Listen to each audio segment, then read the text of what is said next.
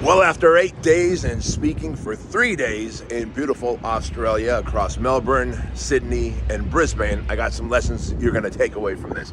Here's what these lessons are. Number one, somebody asked me during the Q&A sessions at one of the events, they said, hey, Bedros, what would you trade in terms of America? What would you bring to America from Australia?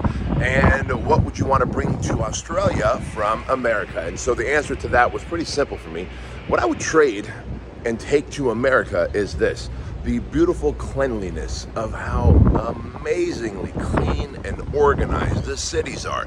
I was all over Australia, the 3 big states, Melbourne, Sydney, Brisbane, and guess what? No graffiti, no crime. Probably saw one homeless person throughout the entire stay here for 8 days. Everyone's kind, everyone's polite, and it's almost like the United States, like the big cities like San Diego, San Francisco, LA, New York, Brooklyn, 15, 20 years ago when things were cleaner, people respected each other, they were kinder with each other.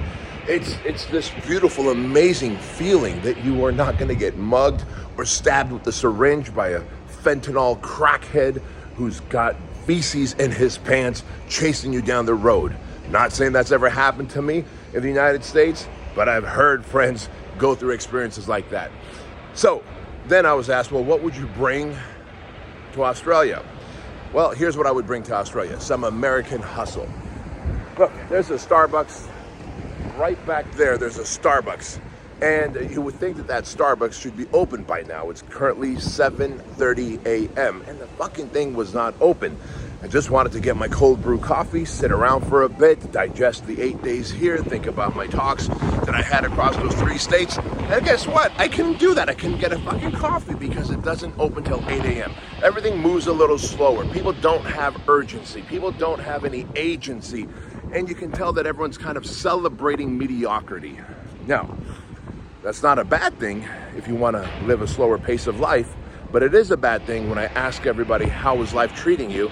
Well, inflation's high, we're not making enough money, we're all in debt, interest rates are through the roof, everything's expensive. Well, if that's what's happening to you, you gotta have a little urgency, you gotta have a little agency, you gotta open up early, you gotta work faster, you gotta set higher expectations, have higher standards. And if I could bring that American hustle to Australia, I know the people here will do better, earn more, and live a higher quality of life. That doesn't mean you gotta work 16, 17 hours a day, but that just means during the times that you are working, you gotta have some hustle. And that's the big lesson for y'all.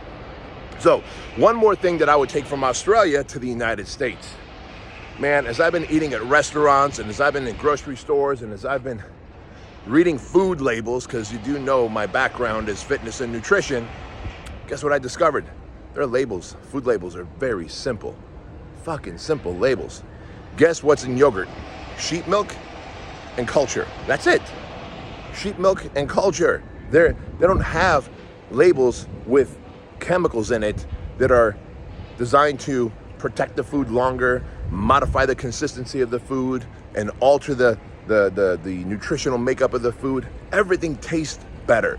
Everything tastes cleaner. Everything tastes, for lack of a better term, organic, like real organic, not the fake organic that we have in the States. Everything is just better. You can tell. I can tell the quality of the food is better. And it breaks my heart that the United States is such a great country, man. We're such a fucking great country. But it's run by the big food conglomerates who bribe the FDA and the food organizations of the government to let everything pass. They really care about their health here. I haven't seen one overweight, obese person. Well, okay, maybe I've seen 1 or 2. But the point I'm making is when you've got a country like the United States, we are over 50% overweight and whatever it is, maybe 60% overweight and obese. People here are fit. They have their limitations. They don't just stuff their faces with fucking ding-dongs and ho-hos and Cheetos and all that shit. And I'm here to tell you that there's a lot to learn. And I know that we are one of the greatest countries of the United States, but I also know that we can learn from great countries like Australia, man. There's so much we can learn from countries like this. Look at that little guy walking around. So many great things we can learn from countries like this, who maybe aren't as forward evolved in terms of certain things, but you can tell that they're clean, they're organized, they still respect each other, they love each other.